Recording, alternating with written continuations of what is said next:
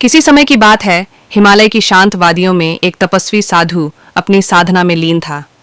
वह संसार के मोह माया से दूर केवल ध्यान और आत्मज्ञान में लिप्त था।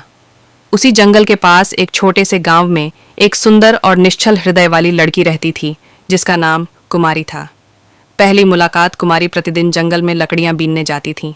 एक दिन तेज बारिश होने लगी और वह एक गुफा में शरण लेने पहुंची। वहीं उसने एक साधु को ध्यान में लीन देखा।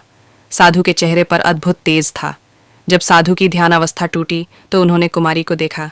कुमारी ने विनम्रता से प्रणाम किया और कहा, मुझे कुछ समय की शरण चाहिए, बारिश बहुत तेज है। साधु ने अपनी आंखें मूंदी और शांत स्वर में कहा, यह आश्रय सभी के लिए है, लेकिन बेटा, संसारिक मोह से दूर रहना ही सच्ची शांति है। संबंधों की डोर बारिश के बाद कुमारी घर चली गई, परंतु उस दिन के बाद उसका मन विचलित रहने लगा। वह अक्सर जंगल में साधु को देखने जाने लगी। साधु ने उसे कई आध्यात्मिक बातें सिखाईं, लेकिन अनजाने में ही कुमारी के हृदय में प्रेम का बीज अंकुरित हो गया। एक दिन कुमारी ने साहस करके साधु से कहा, महाराज, मैं आपके ज्ञान, आपके धैर्य और आपकी सरलता से बहुत प्रभावित हूँ। क्या एक स्त्री और एक साधु के बीच प्रेम संभव नहीं? साधु मुस्कुराए और बोले, प्रेम तो ईश्वर की सबसे पवित्र अनुभूति है, लेकिन तुम्हारा प्रेम मोह से बंधा हुआ है। मेरा प्रेम निर्विकार है, जो समस्त संसार के लिए है। विरह और आत्मज्ञान कुमारी को पहली बार प्रेम और त्याग का अंतर समझ आया।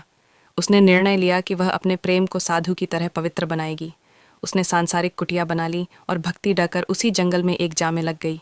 प्रेम की अमृता कहते हैं कि उस जंगल में आज भी प्रेम और त्याग की यह पवित्र गाथा हवा में गूंजती है। प्रेम केवल पाने का नाम नहीं, बल्कि त्याग और आत्मज्ञान का प्रतीक भी हो सकता है।